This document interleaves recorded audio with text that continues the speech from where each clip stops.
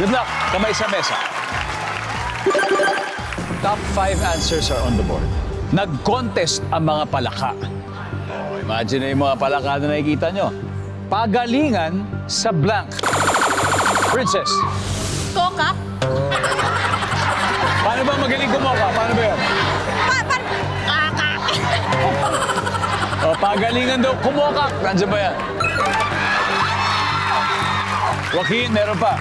Nag-contest ang mga palaka, pagalingan sa... Pataasan ng talon. Mga... Ganito, no? Ayan.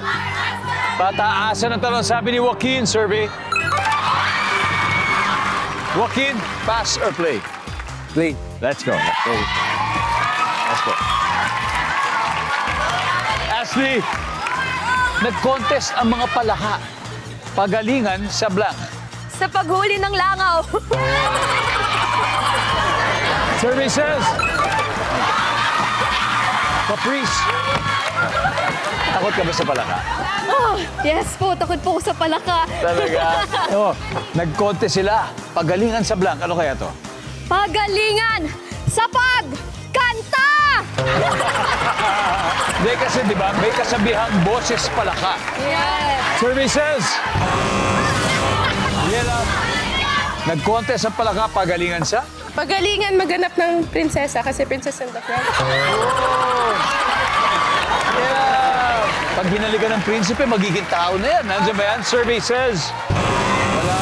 Team Guts and Glory, Joaquin. So, nag-contest sa mga palaka. Pagalingan sa blank. Paramihan ng anak. Mga tadpoles, di ba? Ang dami yan. Paramihan ng anak. Survey says... Miguel. Nag-contest sa mga palaka. Pagalingan sa blank. Pagalingan lumangoy. Princess. Lumangoy na lang. Shane. Lumangoy. Keith, again. Nag-contest sa mga palaka. Baka magbago isip po. Pagalingan sa... Langoy. Paglangoy! Paglangoy. Audience, do you agree? Survey says paglangoy.